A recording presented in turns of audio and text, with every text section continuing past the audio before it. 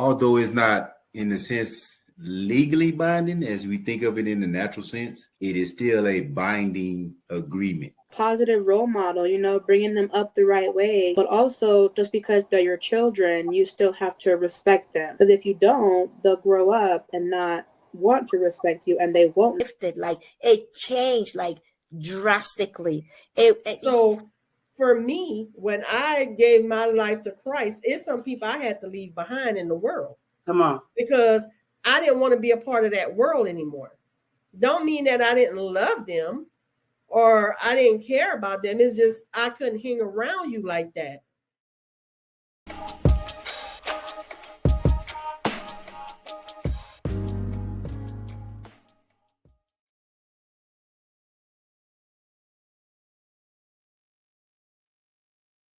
Good evening, good evening, good evening, good evening. Hey, sis. You hear me? Okay. Can you hear me, baby? Yeah. Can you hear me? Yeah. All right. We rolling. How you doing, baby? I'm good. How are you? I'm good, honey. Good. Ready to get this cracking. All righty. Welcome, people. Yes, welcome. Who we got tuning in tonight?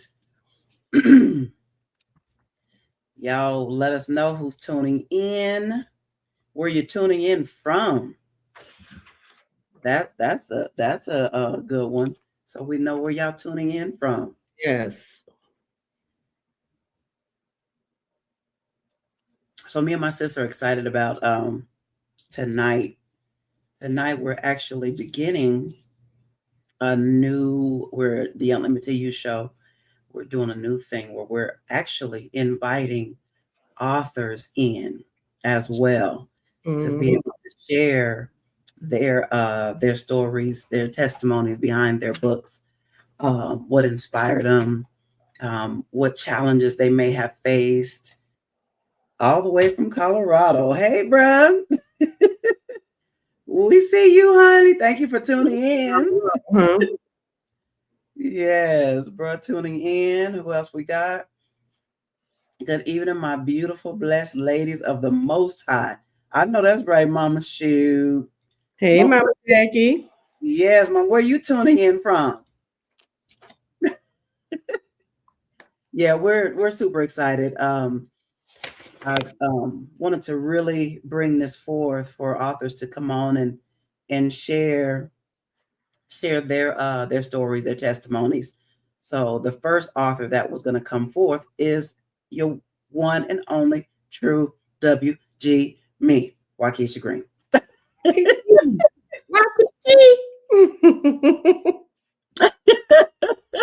The Unlimited Her.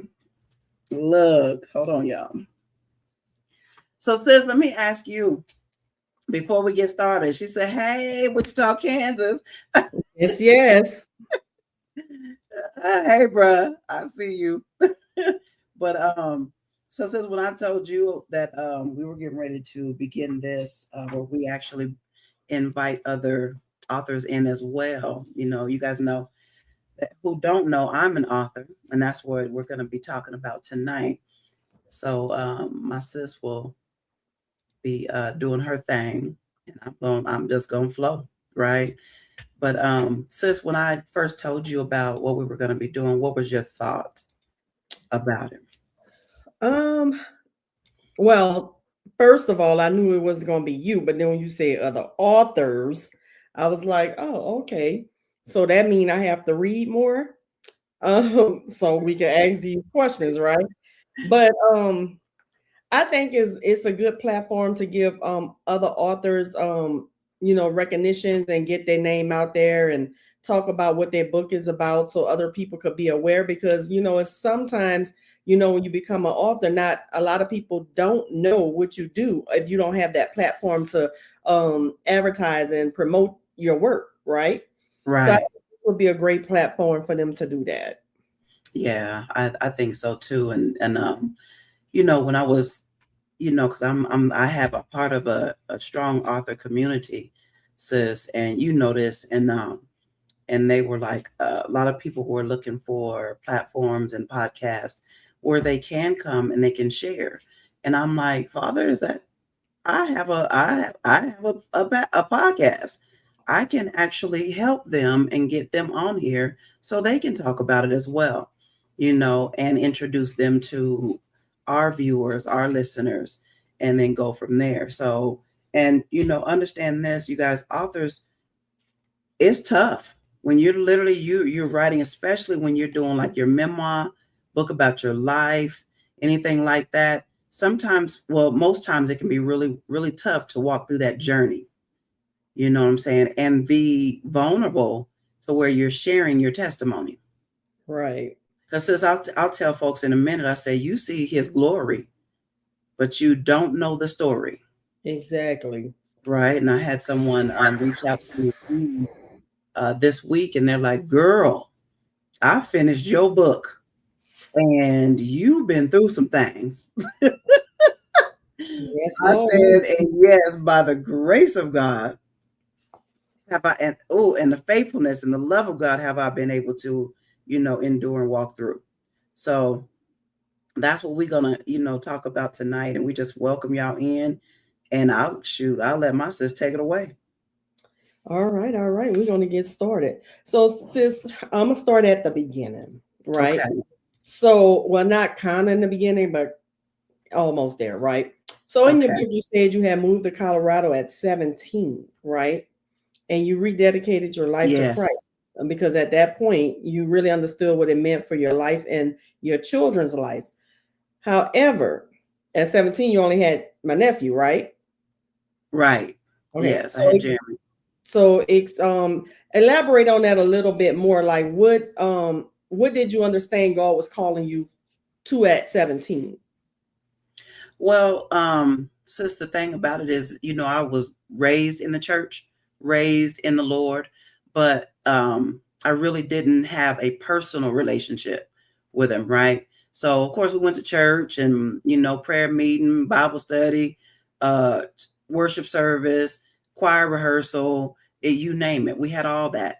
But growing up, I didn't understand the dynamic of what that really meant, right? Until you get older, until you start experiencing some things, until life starts lifing. And then you're like, I think I need to really see what this thing is about my relationship with God. I've been living my life or been covered by somebody else. Right. All my life thus far, up until I was 17, right? My mom's been covering me, my great-grandmama been covering me, and whoever else been praying for me. I had my spiritual mothers, they have been praying for me, and then now it's like, okay, Keisha, now you got to walk this thing out. Because when you go before the Lord, when you at the very end, you're going to go by yourself. Right.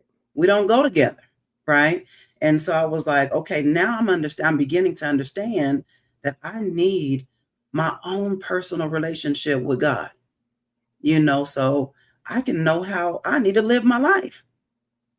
So when they did the altar call, sis, it was just the Holy Spirit just quickened on the inside of me. I had me and little Jeremy. We were sitting there, and I had been up to this point, I had been through a lot. Right. You know what I'm saying? I had, I know you'll probably visit that with Jeremy's biological dad, but I went through some things, right? And so I was like, okay, I'm at a point where I really understand that I need my own relationship. And so the Holy Spirit just quickened on the inside of me. Go rededicate your life. I was already saved. Right. Mama made sure I was saved. Me and my brother and my little sister, well, she made sure we were saved. But we went and rededicated my life to God, because I understood what that meant for me and my children. Right. I said, okay, it says, train up your children in the way of the Lord, and when they're older, they will not depart from it. Okay, so what does that training look like? Now I need some help. Now I need somebody to come alongside me and really, really speak life into me and help me understand what that basic instruction before leaving earth means. Right. And what it's saying, the Bible. Right. So yeah, that's how it started, sis, because the Holy Spirit just quickened on the inside of me. And not to mention my great grandmama, she called me And she told me, Kishi, you need to get yourself back in church. You know, she called me Kishi. And Grandpa Teddy called me Teresa.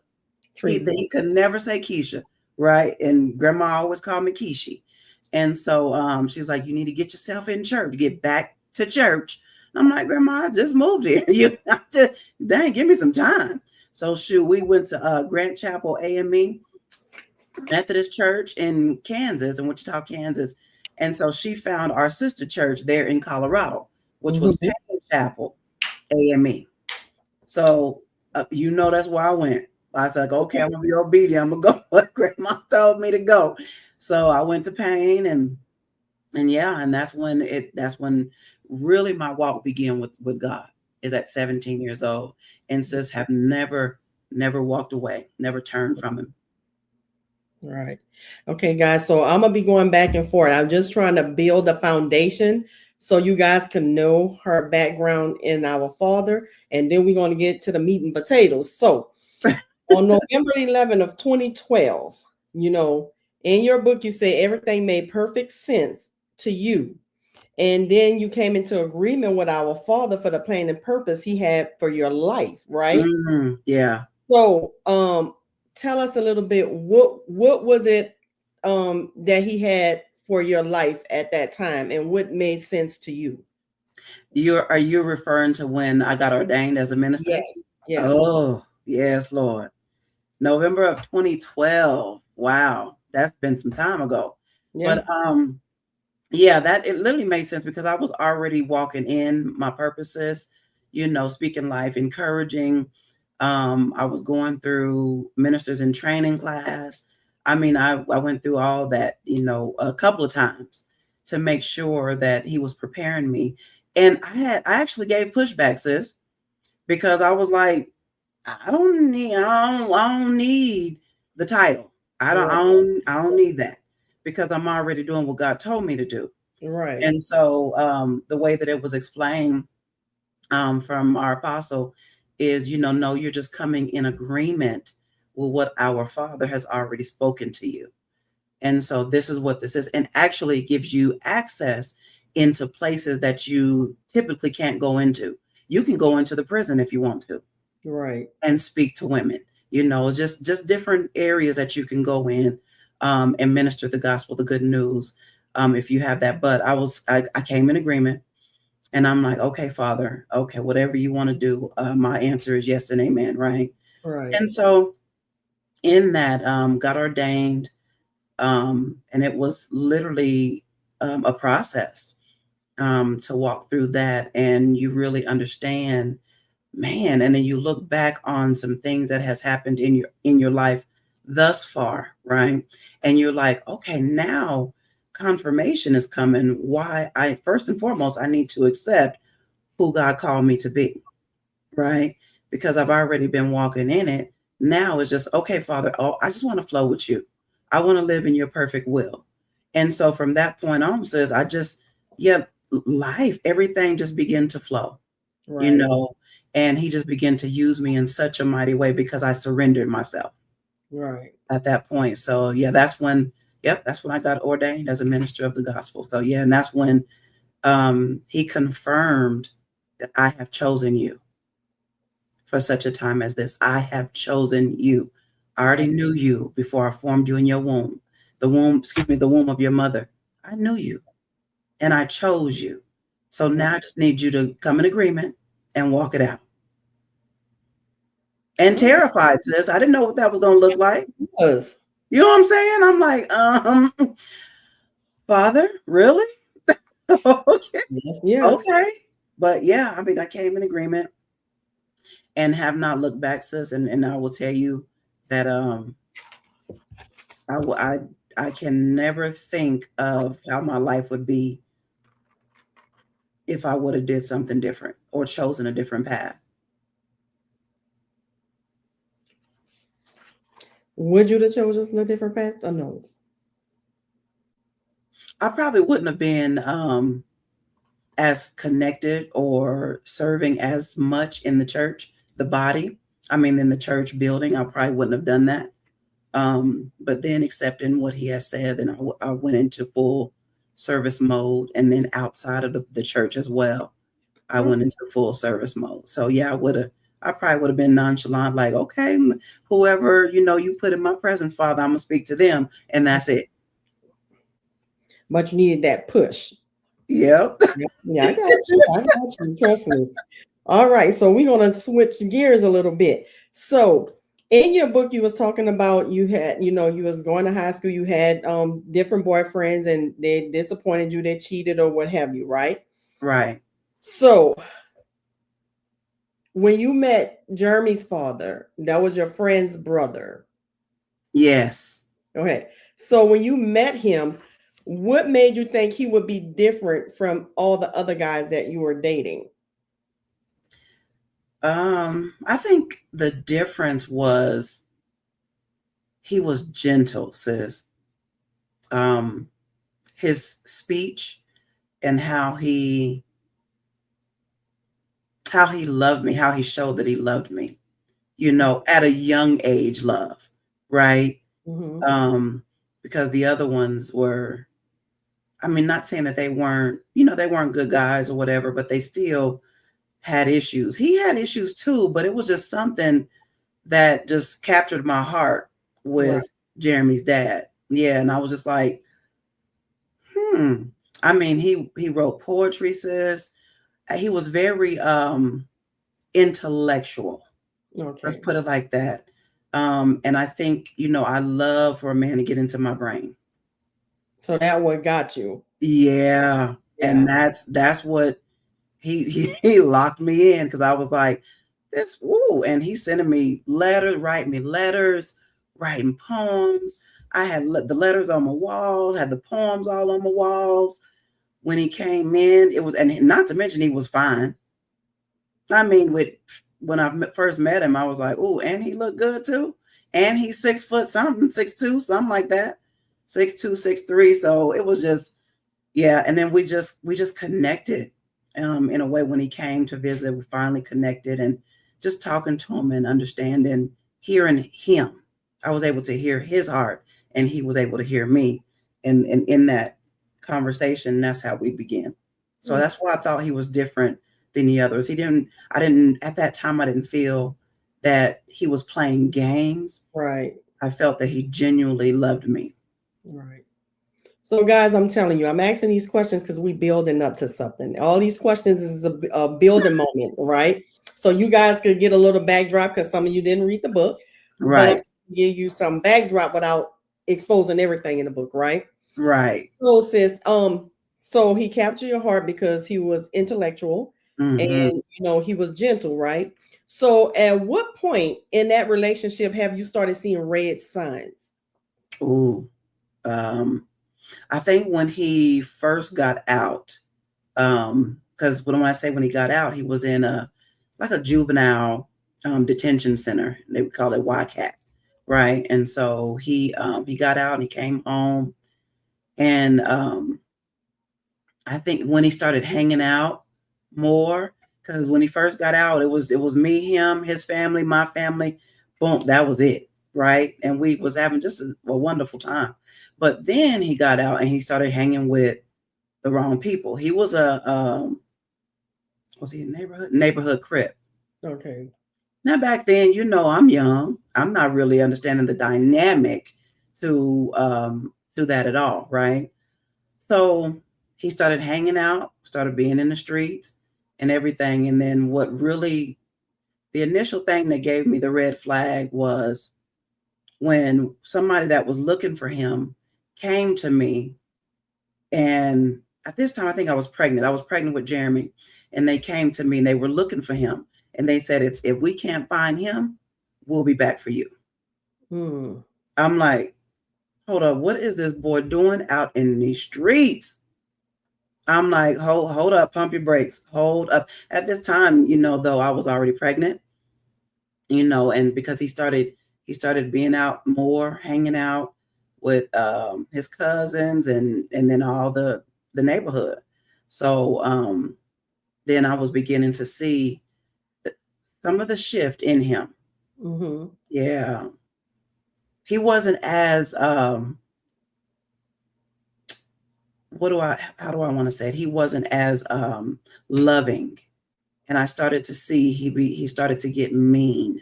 Mm-hmm. Yeah, and kind of like irritated more often than he had ever been. Okay. And just reckless. He started being reckless. Okay. Yeah. And when that guy came to you and told you that, did you have a conversation with him about that? I And sure did. What was his response? I told him that he needed to get out. He said, I said, you need to get out of these streets. I said, you have a son on the way. And they didn't came looking for me because you out here, I don't know what you out here doing. And then of course, he said he was gonna fix it. He fixed it for a little while, and then he continued doing dumb junk. So yeah, we and then life began to just really shift. We moved out of Hilltop, and You and him? no, me, my mom, my little sister, my brother, we moved over to the north end. And so yeah, and at this point I was still pregnant with Jeremy, and mama had literally got to the point to where she didn't want him being around at all because he had begun to be reckless. Right. And then mistreat me, talk crazy to me, and be very disrespectful. So yeah. Yeah. All right. So when you guys moved, how did you reconnect with Jeremy's dad? Because we building up, y'all. It's getting there. How did you reconnect with Jeremy's dad? Was it before Jeremy was born, or while you was in labor, or after? Before. They actually came up to my school. I used to go to East High School, and his sister used to be my best friend, and she would come up, ride their bikes up to East High to see me, because at this point mama wouldn't allow them to come to the house at all to see me. So he would come to the school, she would come to the school, and then he began to get bold, and he came to the house. And that's it would begin to be a real problem. And at the time, since I didn't understand, I knew that he was beginning to be reckless, but what I told mama was the damage was already done. I said, his son is still on the way. So I can't just not allow him to see his child. Right. And so she refused, and it began to cause problems. So yeah, because she knew, she's like, I'm trying to protect you and my grandbaby, and he's reckless. He's disrespectful. But yeah, he would come to the house when he found out where we lived, and it got bad. Okay. And so in that point, when it started getting bad, did you try to separate yourself from him, or were you afraid and just kept dealing with him? I think I tried to separate. Yeah, I tried to separate myself as best as I could, and it just made him even more angry. Okay. And because go ahead. No, you go ahead. Yeah, because I knew what mama was trying to do to protect us, and I was like, well, maybe after I have Jeremy, then he might have been, calmed himself down, and then we can reconvene, and he can actually be a part of his son's life. But yeah, so I really separated myself. I tried to separate myself, and his sister would come up to the school, and she was like, he really wants to talk to you and see you. He missed you guys and all this. So yeah, it was like that. Okay. And so when you had Jeremy, did you reconnect with him after that, or are you just allowed to like co-parent with him? Yeah, allow the co-parent. Yep. I actually, says I had to because that, when I went into labor, mama had to lock it down. Nobody was able to be in there because of what was going on. Right. And so I finally told her, I need him in here. I need him to be able to be here so he can see his child be born. And he was the only one that was able to come in out of his family.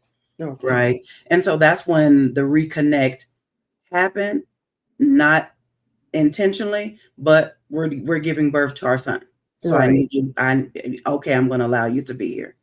So that was how that reconnection happened. And then yes, after that, then I had told him that we could co-parent if he would do right. So he started to do right, but then he started to act up again. So I'll let you continue. So, okay, you guys, y'all got all that background. So, sis, because you have a big heart and you are very forgiving, right? Right. So, let's talk about was it when he kidnapped Jeremy, or were you there to drop Jeremy off to go to work, or was it you was just bringing Jeremy over to visit when he kidnapped Jeremy and you? Oh Lord, yeah. I actually at this point I had already lived. I left and went to. I was in Colorado. I lived there, and so when he kidnapped Jeremy, I had decided to come back, and Jeremy, I think, shoot, how old was Jeremy? I was getting ready to have give birth to my baby girl, so Jeremy had to be like 2.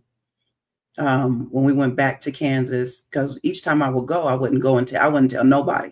Right. Because when I left, I was just terrified because of what happened prior to me leaving Kansas, right? With him. So when I told Will, I told him, I said, when I go back, I want to allow him to see his son. And he was like, I don't think that's a good idea. And I was like, well, some time has passed. He hasn't been acting up.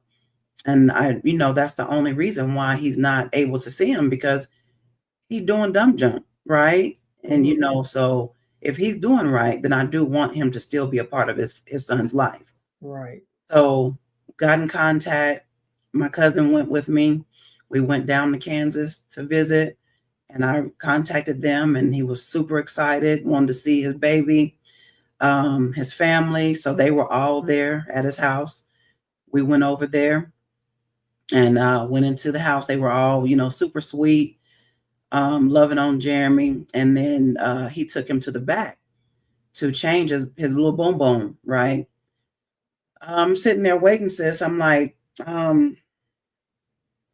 it's been about 5 minutes. It's been about 10 minutes. And I'm getting antsy at this point, right? And I'm like, why is he not back up front with my baby? Right. So I'm like, okay, what's going on? I'm feeling it so heavy. And I was like, something ain't right. So I gets up and I start walking to the back where he went to change Jeremy. No, his sister came and she was like, he's gone. Out the window. The window was up and he was gone. And he had took my baby. He had took him out the window. And sis, girl, at that point, I panicked.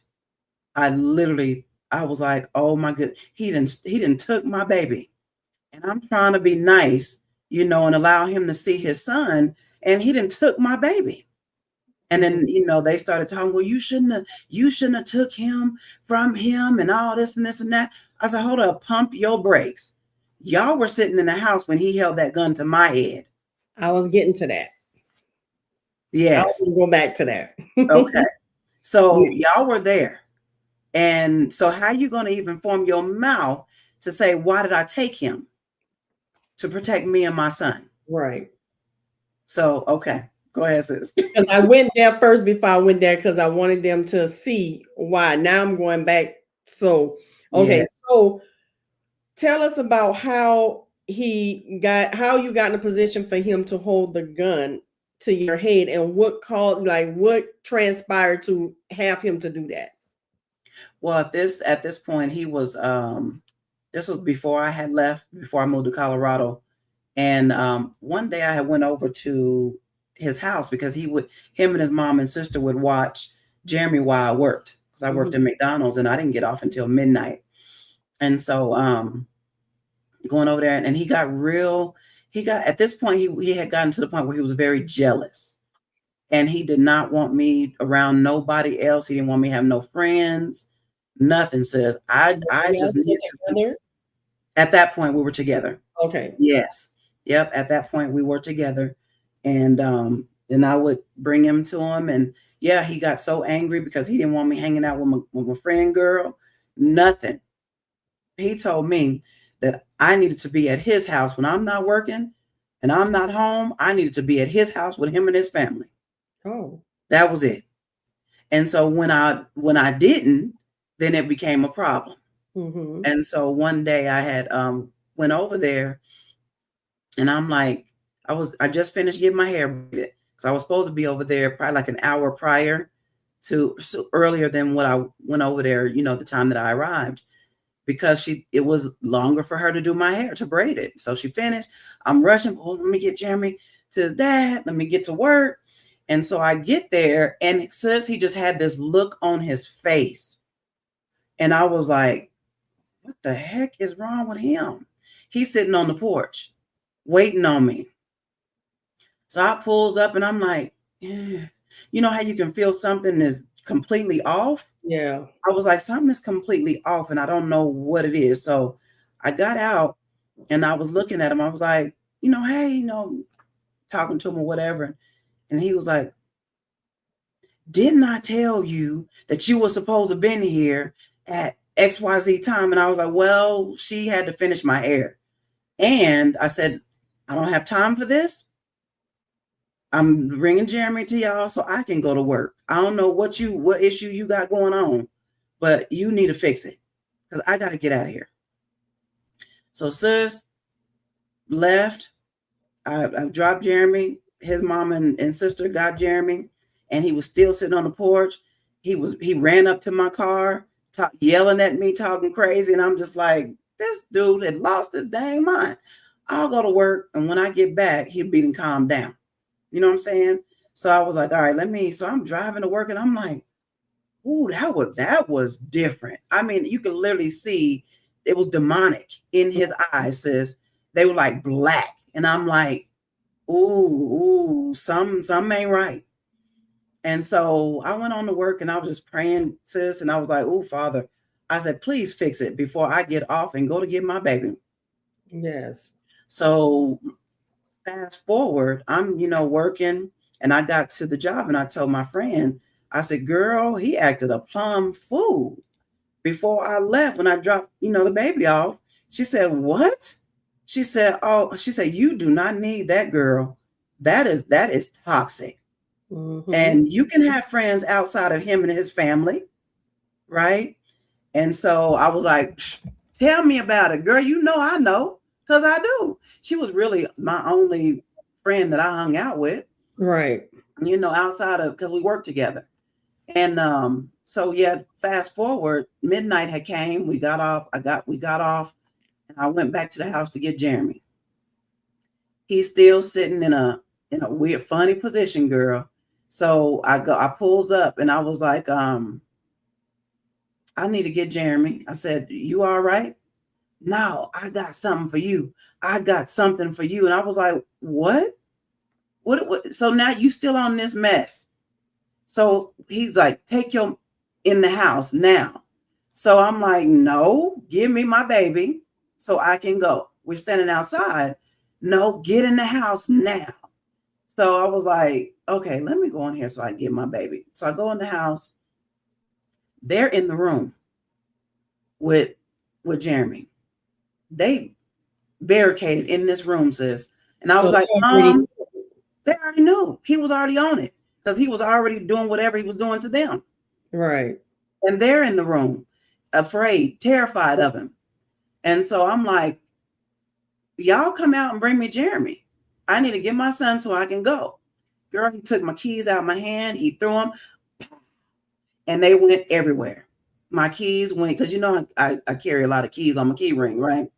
So keys went everywhere. And I'm like, oh, Father, I don't know what's getting ready to happen, but this dude is on something else. I said, is he on drugs or something? Because he done flipped out. And so he was like, I got something for your mother. He cursing. And he went to the back room, and his sister, my ex-best friend, she come out for a minute. Run, run, go out the back door, go now, run. And I was like, what? She said, run, Keisha, go. So I runs out the back door and I'm like, oh my gosh, what the heck is going on? So I'm literally running, sis, running for my life. And I'm trying to get to the payphone so I can call my daddy. Because at this point, I'm past my curfew. My curfew was 2 o'clock. It was 2 o'clock in the morning, I believe, 1 or 2 o'clock in the morning. And I'm running, trying to get to the payphone. We didn't have cell phones and stuff back then. We had to go use the payphone. So I'm running, trying to get to the closest payphone to call my daddy to let him know that I was in danger. And so, sis, I was girl, and you know I used to be a track star, right? Running. The minute I turned around and I saw him behind me, it was like I lost every strength that was in me.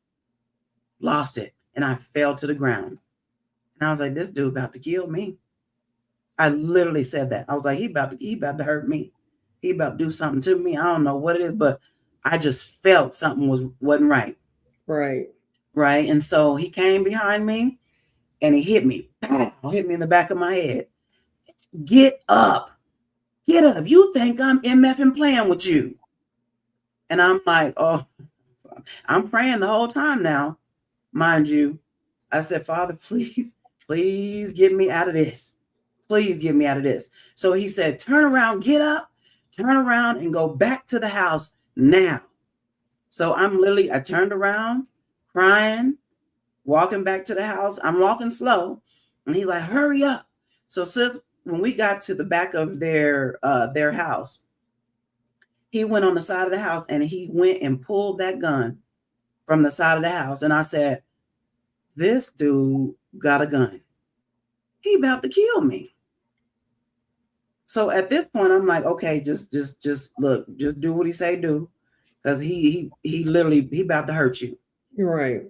So he had this gun in his hand. It was a sawed-off shotgun. It wasn't no little bitty gun. It was a big gun. And I'm like, oh my gosh. Oh, Father, what is going on? What did I do? That was so bad for him to do this to me. And I'm literally having a conversation. I'm walking and I get in the house and I sit on the couch. He said, no, get your mother to the room now.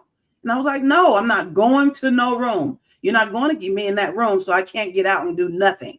No, I'm not going to the room. What is wrong with you? Talk to me. So literally he's like, no, I said, you think I'm playing with you. So he draws the gun up and he said, go in the room now. And so I got up. I said, girl, go in this room. I'm 17 years old, y'all. Go in this room, terrified, before he kill you. Only thing I could see, sis, was Jeremy, little Jeremy. He just kept flashing in my mind. I said, when I'm gone, who the heck is going to take care of my baby?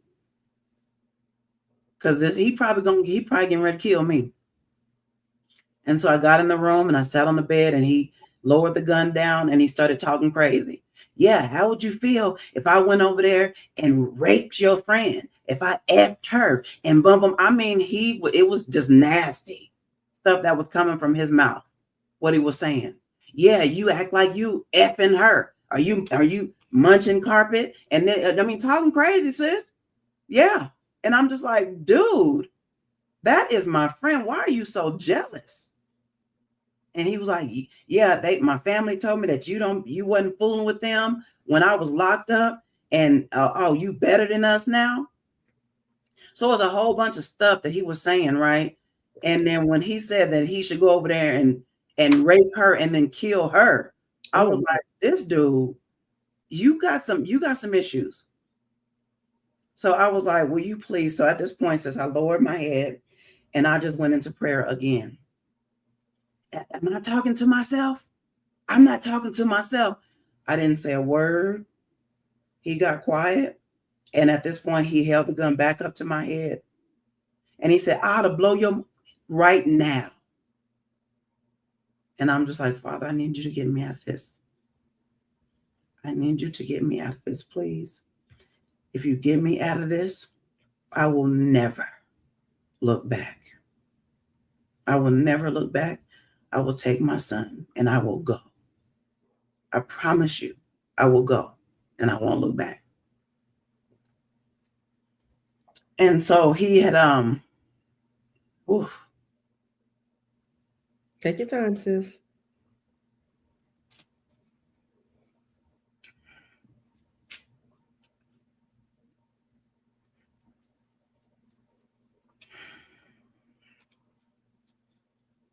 So he lowered the gun down and he gave me the gun, sis.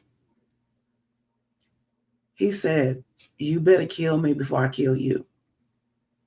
And I literally held that gun up. And I was literally getting ready to pull the trigger. And only thing I could think about was, if I go to prison, who's going to take care of my son? Where is he going to go? I knew I had my mom, my dad, but I'm talking about I was not going to be able to literally raise my child. Right. So I lowered the gun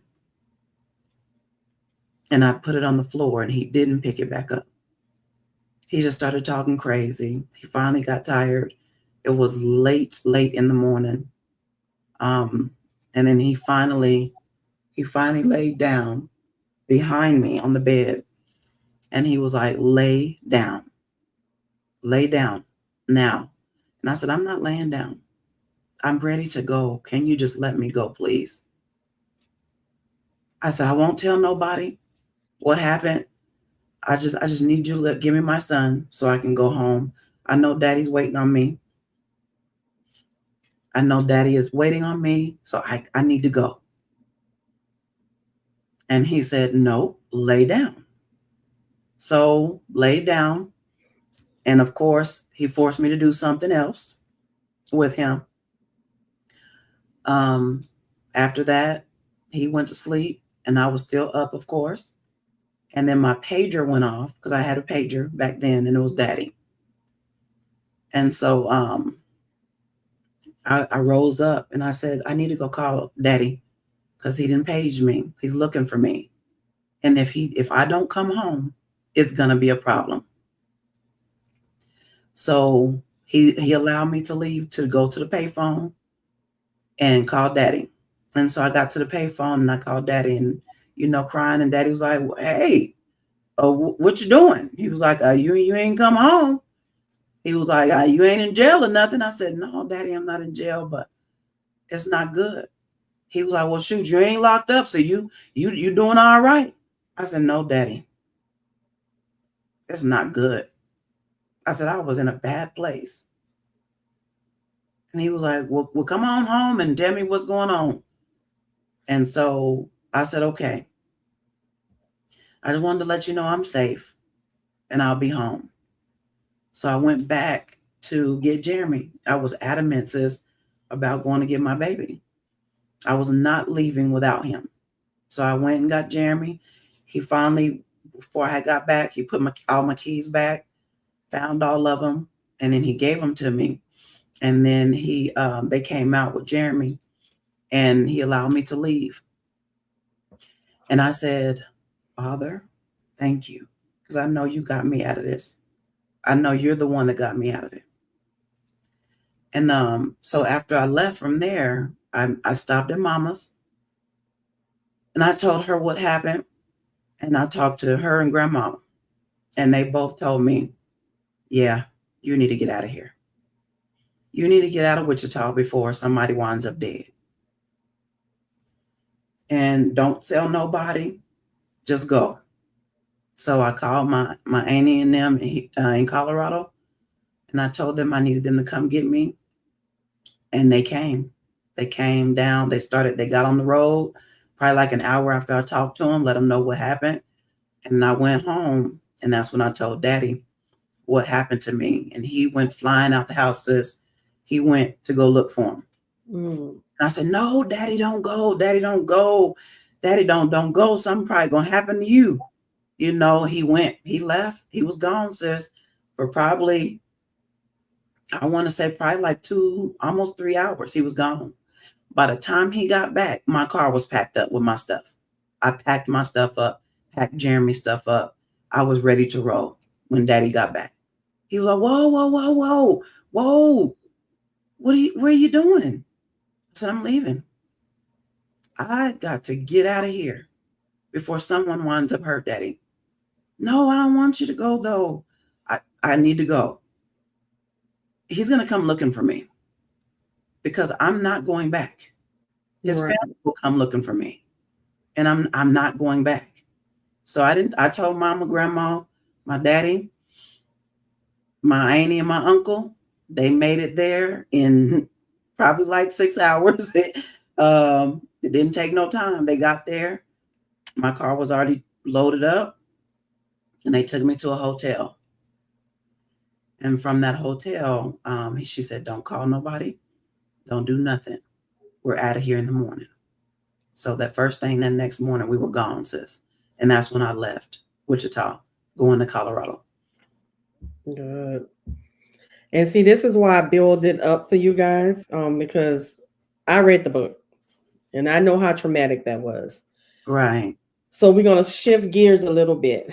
So when you got to Colorado, how long was it you were in Colorado before you met my brother? Shoot. Was it like a year? Almost a year before I met him. Yeah. Okay. I think it was about a year. So bring us how y'all met, how that started. Wow. That was okay. So we had me and my auntie we had our own apartment, and we were roommates, and he literally was in the apartment right across the hall from us. That's where he lived. And we would see him coming all the time. I would see him, he bumping, boom, bumping his music. And he loved him some Jodeci and Keith Sweat. So I was like, this man, he be bumping. You can hear him a mile away down the street. And he had the woofers, the amp, all that, girl, his big speakers, all that. And so I'm looking out the window, my auntie looking out the window. And I'm like, he nice looking. Okay. Chocolate man in the military. And I had a pet peeve, sis. I was not fooling with no military man. I just wasn't, because I heard how trifling they were. They've not been all of them, but I heard about them, right? And so I was like, oh no, he in the service. I am not fooling with him. But he good looking though.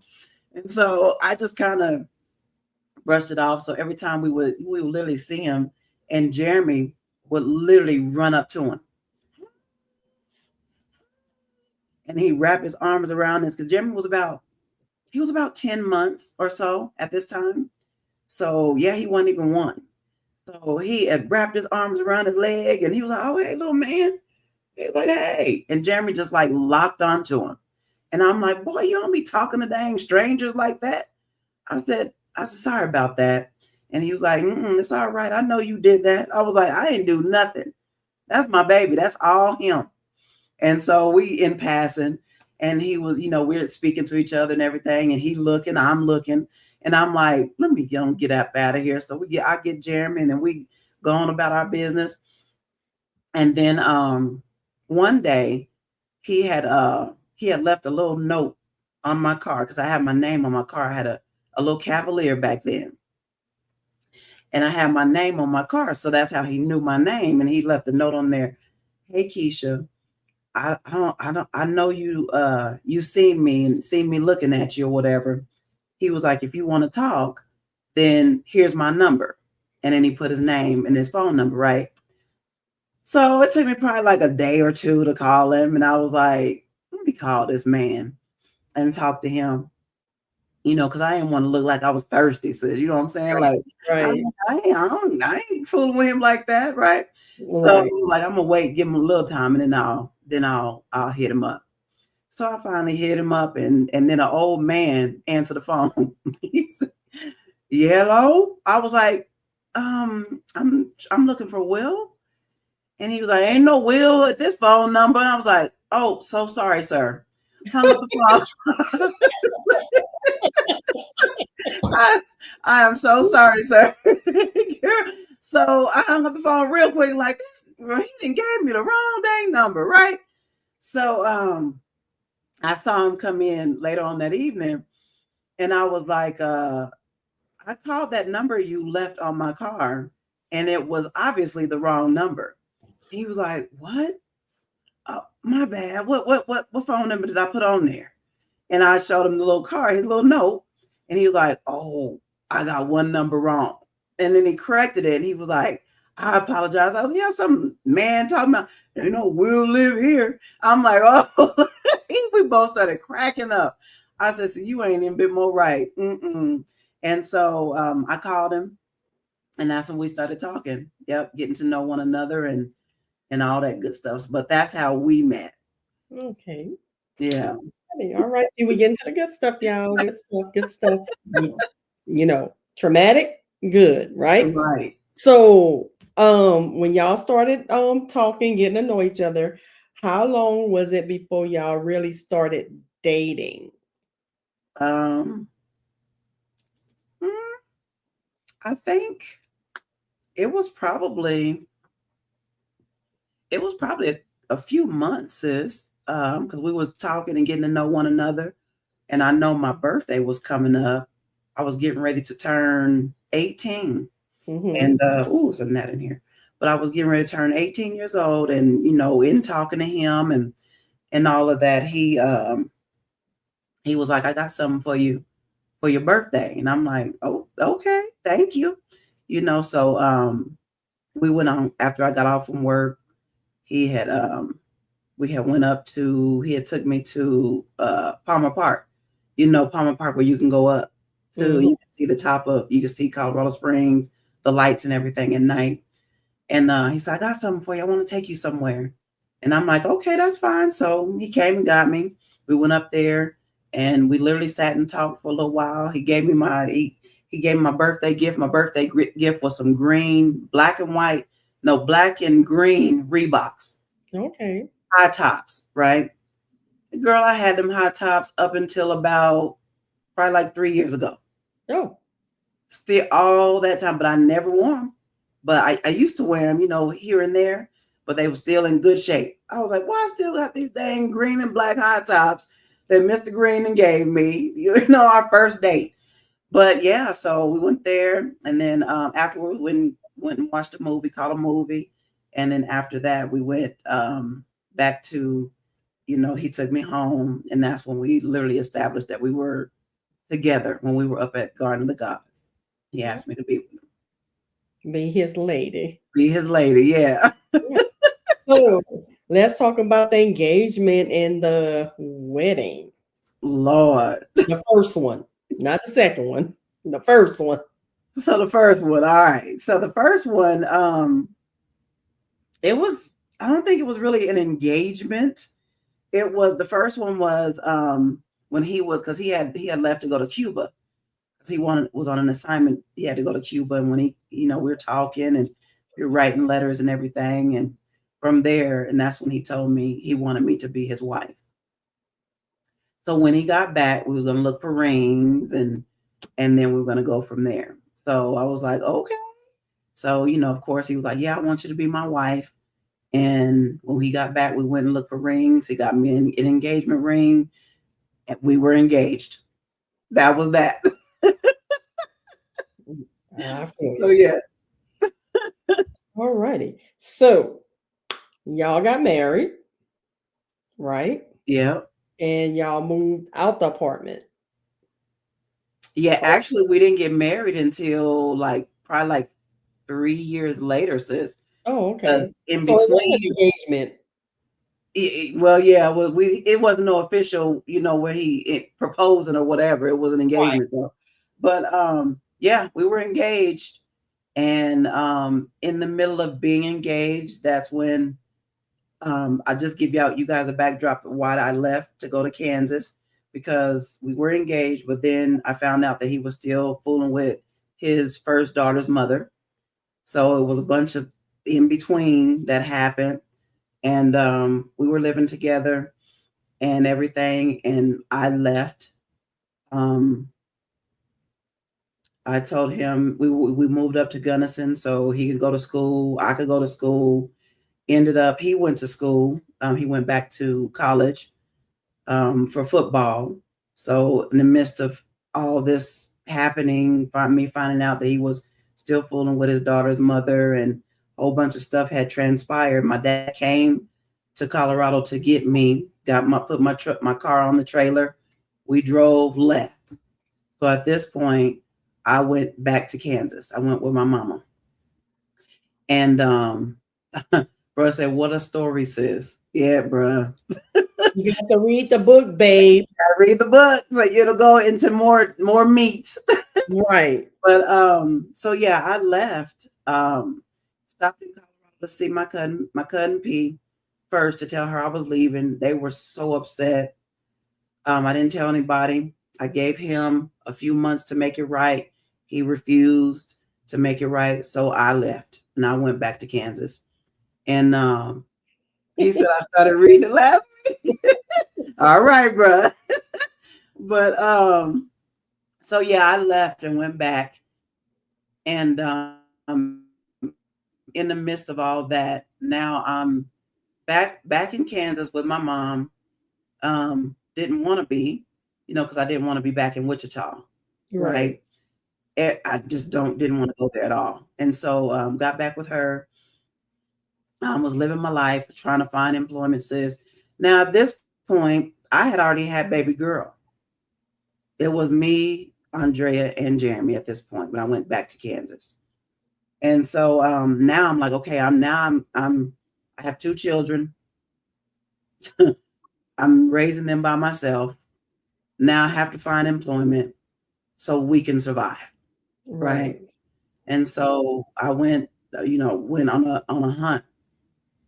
Went on a hunt and landed on 2 jobs. So I worked 2 jobs, taking care of my babies at home with mama.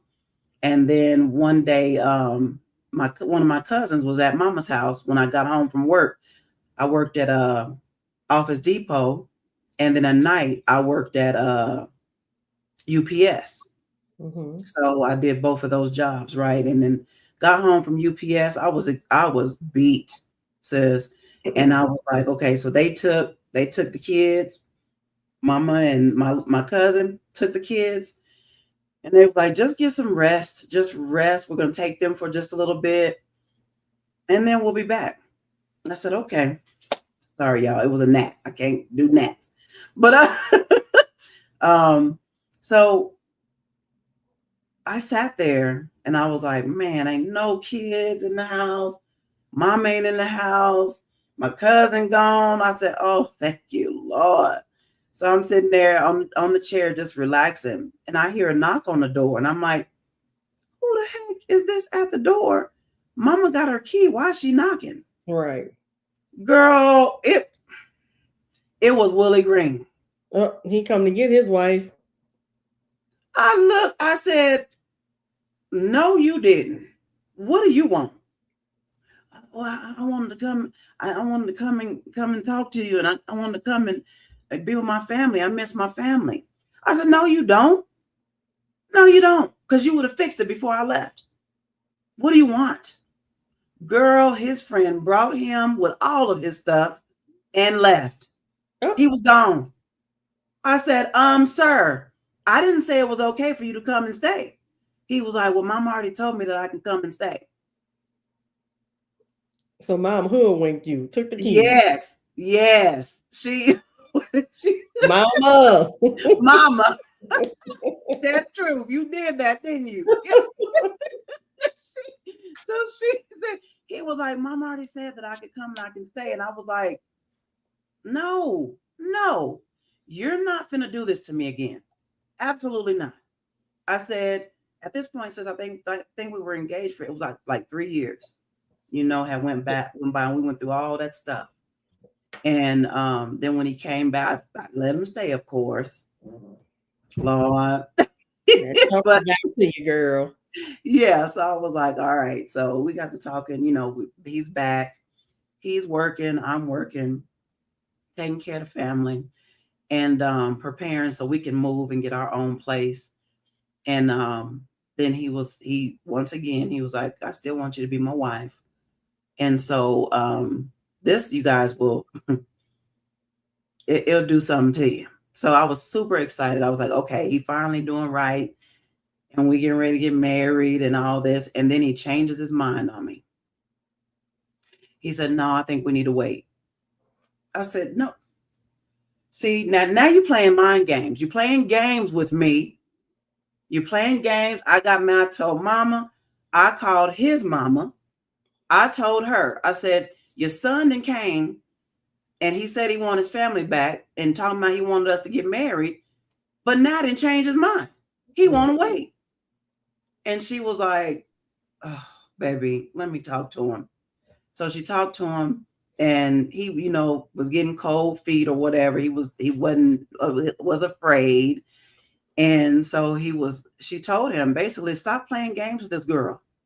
If this is not what you want, then you need to get out of there and leave her alone. Right. Mama, this is what I want. I just think that we just need some more time. And so me and him talked after I got the phone on, because I'd be quick to call his mom and tell on him in a minute, girl. Quick. Okay, sorry, y'all. This is not about to drive me crazy. But so he got off the phone. And then he was like, "Come here, let me talk to you." So at this point, I had already called my daddy, and I told Daddy that he had called our wedding off. We were just gonna get married we were gonna get married in the church. My grandma started making my dress, girl. I told Grandma we wasn't getting married. Told my daddy we wouldn't get married. I was that angry. And then he changed his mind again. I think a couple of days that went past. Called my daddy back. And he was like, oh, shoot, I already canceled the reservation. So ain't no reservation for no wedding. I was like, dang. I called Grandma. Grandma stopped making my dress. So I literally went and found a dress. We went to the courthouse and got married. And I had my mama. Who else? Somebody else was my witness. I think my brother was the witness. So we got married in the courthouse. And then we had got our own place and all that. So that's how that started. Okay. And we were in Kansas when we got married. So y'all got to read the book, because it's way more to this story than what we touched on, right? But I do want to give you guys a background of why this book came forth. Yes. And so when you guys understand, when you read the book, she went into more details than she did in the book with the questions I asked. So you'll have a knowledge of when you read it, be like, oh, this is that part. Okay. And then you a better understanding of what's going to unfold to the end. Right. This book is amazing, guys. Go get your book. Go get your book. No, we both got it. Go get your book. Go get your book. It's on Amazon, guys. And also, outside of this book, she have a magazine, guys. Her inaugural magazine is with her. It is full with all kinds of stuff to uplift, encourage, and touch on the book, but it is not the book. It's a magazine. I don't have that yet, but I will. So I have to go to my website. I have the electronic. I don't have the hard copy yet, but I will. But guys, if you like just this, if this touched you just a little bit, just from here, imagine what this book is going to do to you. It will change your life. I literally read this book in a day. It is a page turner. You will not want to put it down, because every time you get to a chapter, you be like, I'm gonna put it down. Be like, wait, I got to see what happened next. Oh, wait, I got to see what happened next. And just keep you going. And I'm gonna be honest. She dropped the website for you guys to go purchase the magazine, right? Yes, that's my website. So everything is on there. The website and the book is there. And the book is also on Amazon. So and the link you got for you to go to Amazon is on my website. Click on the little button there, and it'll take you to the Amazon link. Put your website across the thing, sis. Okay. So when they go back, they can see it, right? Okay. Guys, I'm telling you, this book is not going to disappoint. And guess what? My sister is one of the finalists in the author. Tell them about that, sis, because I'm gonna mess it up. But she one of the finalists, y'all, and I'm so proud of her. Yeah, my book, She Touched the Hem of His Garment, is one of the finalists for the International Impact Author of the Year Book Award 2026. So my memoir is a finalist. They chose my book as one of the finalists. So we got invited to the gala in October. And then we'll find out at the gala in Hollywood who the author of the year is. So it's not too late to vote either. I have that on my website also. The end of August is the last for people to vote for my memoir. So y'all go vote. Go vote for my sister book. My book. Yes. And I'm telling you, have it already. If you don't have it, buy it. Even if you don't have it, go vote. Buy the book and you will not be disappointed. I promise you guys. That's a promise I'm making to y'all. Y'all will love this book. I love to read, and this was a page turner. I love to read. And this book captures you from the moment you read it. It's like, you know how some books start off slow and you be like, oh God. Right. This book, y'all, I'm telling y'all, go get the book. You will not regret it. Right. That's all I have. Sis. Got anything last words you want to say to the audience? Hold on a second, sis. I was trying to put this up for everybody. Oh, the website. Let me see if it'll do it. Yeah, let's see if it'll do it for us. There you go. Yes. So that's the website, livinglifeoutloudllc.com, for you to actually go. And everything is on there. Literally, you can go and you can purchase the magazine. You can purchase the book. You go to the link that you can purchase the book. But yeah, it's been a journey. God is so faithful. He wanted me to be faithful, and just to read, says just for I want to read the very I want you guys to hear this from my book. And then when sis say when the book first starts, it captures you, and that's because the dedication is when I start my book, right? And the dedication is to my son, Jeremy. We lost him October of 2019, and we lost him. He was 25, and my memoir is dedicated to my son. And you guys, I know it will bless you. Yes. So sis is holding it up, but I'm going to actually read it to you before we close this out, because it's so much that we didn't touch, we didn't unpack. But you have to go and purchase this book. This is my masterpiece, and I was obedient because God wanted me to do this. And he told me, because of your story, someone else will have a permission slip to live, but you got to do it. Terrified and all, because I didn't want to put my stuff out there, right?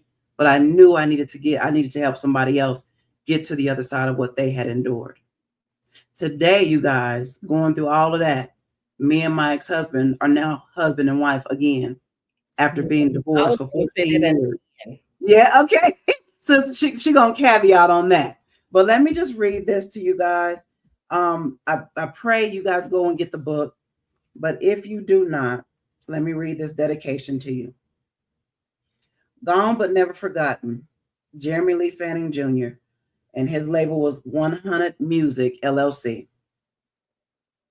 The author dedicates this book to everyone who's endured much, but still searches for a way to get up and move forward. When life feels like it keeps trying to knock you down and you find it hard to get back up, you may need a reminder of how to continue, even when the fiery darts of the enemy distract you from your assignment and try to take you completely out. Never give up on yourself, because on the other side of your bend is your strength, your perseverance, your resilience, and your persistence. Your get back up is someone else's hope, freedom, deliverance, and breakthrough. This book is to help you acknowledge where you may be in life at this very moment. God desires to encourage you through my journey. My prayer is that the words on these pages will penetrate your core like never before and propel you to go beyond your right now into the destiny God has already set forth before you. Before God created you, he knew you and ordained you to do great things so you could leave your imprint while here on the earth. One thing I know is that if I can do it, so can you. The quote, "It takes a village," is why I am here. I want to share my testimony of how I overcame every dart that was thrown at me that was designed to destroy me. There were disappointments, depression, anxiety, worry, confusion, pain, divorce, rejection, abuse, and traumatic grief. After walking through those valleys in my life, I was able to break through, rediscover who I am, and step into genuine joy and freedom. I am no longer just existing. I am living my life with purpose and on purpose. And I am reinventing myself with my Heavenly Father's help. I also dedicate this book to my son, the late and great Jeremy Lee Fanning Jr., aka Heaven. Jeremy had always been my biggest supporter, encouraging me to keep being great. For everything God put on the inside of me, I promised to share with the world to help the next person be the greatest version of themselves. My son would always say, you got this, Mom Deuce.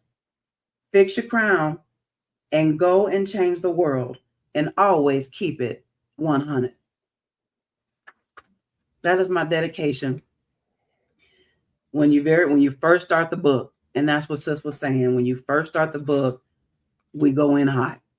Yes. And it's first dedicating it to my baby. Through it all. And he didn't get to see where we at today. He sees where we at today. His spirit does. Praise God. But physically, before he left this earth, he did tell me that out of all people that for me to be back with, that he would have wanted me and Will to be back together, because he knew that Will would take care of me and that he will love me the way that I needed to be loved this go around. And at the time, I was in so much denial. I said, no, sir. Me and Will not get back together. He got his life and I got mine. But you will see in the very back of this book, says, tell them what the last thing it says on page 457. 457. Give me time to get there, y'all. 457 said reestablish December 2024.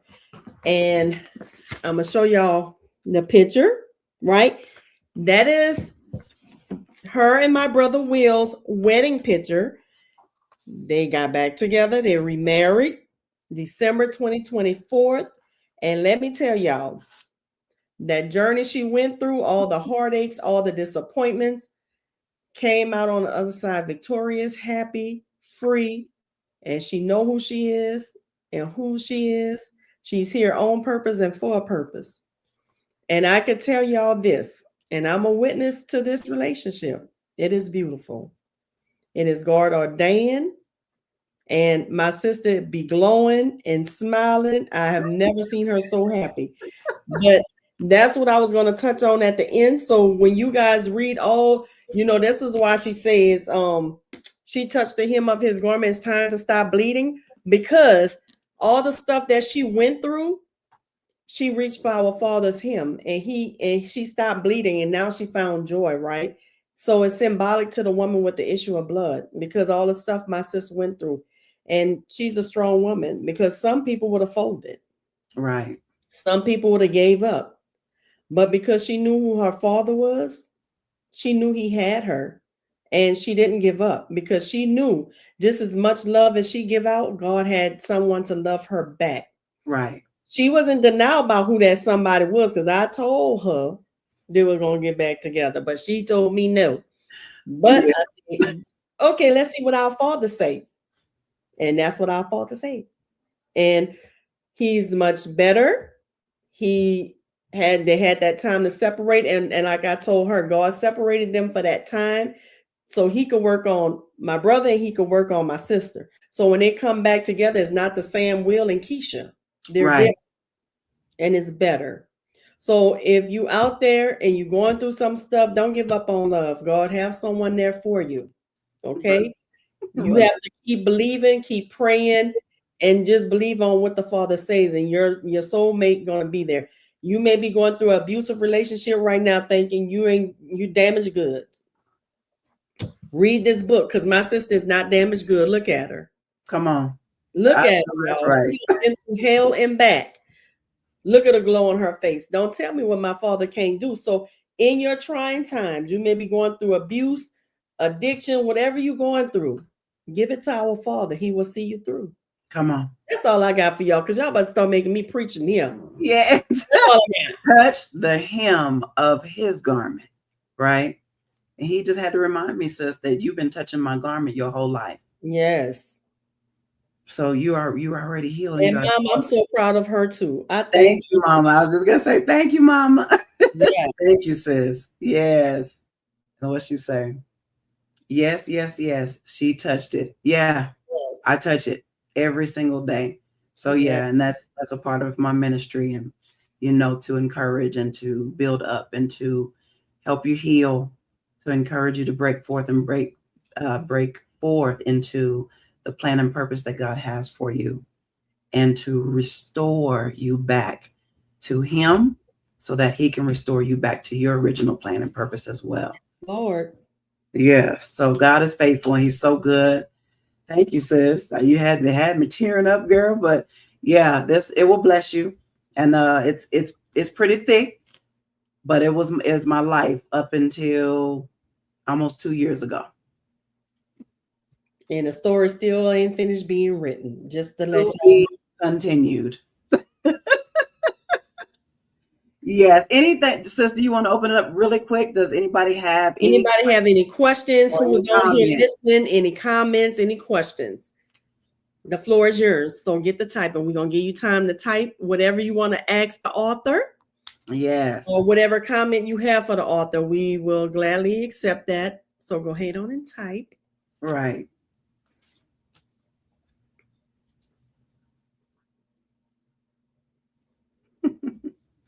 Just give them a few minutes, sis, to get what they got to say, because it might be a paragraph or two. Right. We Yeah. it all. We waiting. You're patiently waiting. Yes. But yeah, that was good, sis. I appreciate that, honey. And then I love how we ended with when we got married, because there's so much more. So you guys will be you won't have to go out and get this book. Right. Let's see what.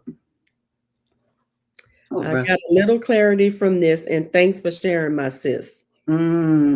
Yes. Well, babe, I can tell you this. You got a little clarity, but you're going to get more when you finish reading this book. Yeah. And if you already started reading last week, I'm sure you read the beginning. Her faith and foundation. I don't know if you got to the part with Jeremy's biological dad, but as you continue to read, you're going to get more understanding of your sis and what she went through, and this conversation gonna help enlighten you a little bit more as you read. Yeah. Let's bless. Amen. Amen. Yes, Mama. Bless. Yes. Yes. Yes. Yes. Yes, Mama. Oh, you He said, did. You "Oh, got to the I part did." with Jeremy's biological dad. Okay. Yeah. So now it's so much more, baby. You just got to keep reading. But since you at that point, and you know we discussed a lot, and it's what sis told you is more than what's in the book. So you'll have a deeper understanding when you finish that chapter. But then going forth after that, you will everything we talked about builds on that, so you'll have more understanding. Yeah, I was actually, sis, I was talking to a lady, because I love to hear how it encourages everybody. And I'm like, send it to me so I can share with people. Y'all getting this good, and y'all not sending it to me. So I can share.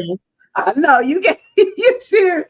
But she was like, I literally was able to see, because she calls me hummingbird. They're native, right?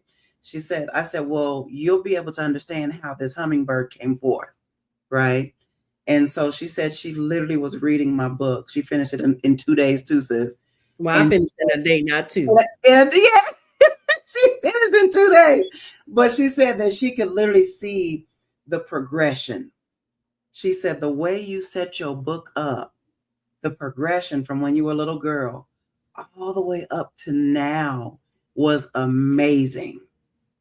How this it was amazing. She said, and every step of the way, I was able to see God's hands on you.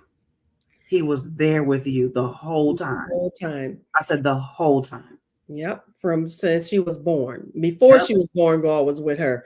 And like I told you, sis, when I read the book, reading the book, I felt like I was walking through it with you. Like I was literally in the book, walking beside you in your journey. Right. And that's how good the book was, y'all. I like to escape in the book and put myself there. Mm-hmm. And this book did that for me. I don't read some books where I didn't escape and was in the book. I just read the book and comprehended it. But this book, actually, I felt like I was there with you in the journey. Yeah, that's good. And that's exactly what I wanted. I wanted you guys in the journey, the pages of the story, the journey, sis, because I say all the time, people see the glory, but they don't know the story. Well, they know the story now.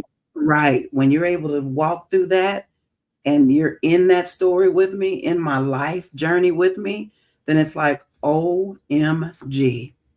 I felt like that's what sis said. I felt like I was right there with you. Baby, said, I want to fight with you and everything. Exactly. I was going to say, I feel like I want to fight and shooting myself and do. I was like, what? I'm talking like I'm there. I'm like, oh no, you didn't. Like, right. Like I was there. I'm like, this is a book. I ain't even there. What? They can't hear me. But right. That you get so lost and escape, like you actually there. You forget you're reading the book. Right. But I'll tell you one thing, since the movie is coming. Come on. The movie and this book is I receive it. Yeah. I receive that, sis. Because it is. Said Tyler Perry, but it may be another one. It might be Daniels. It could be 50 Cent. I mean, we got a lot of Kim Fields. We got a lot of producers out there. Come on. But it's going to be a movie, y'all. Yeah. Don't know who the producer going to be. Right. It's going to be a movie. Yes, ma'am. I receive that. In Jesus' mighty name, I receive it. So are y'all full, y'all? Are y'all full? Tell me, just say yes. If you full, just type yes. Yes. Well, you say yes, sis. Right.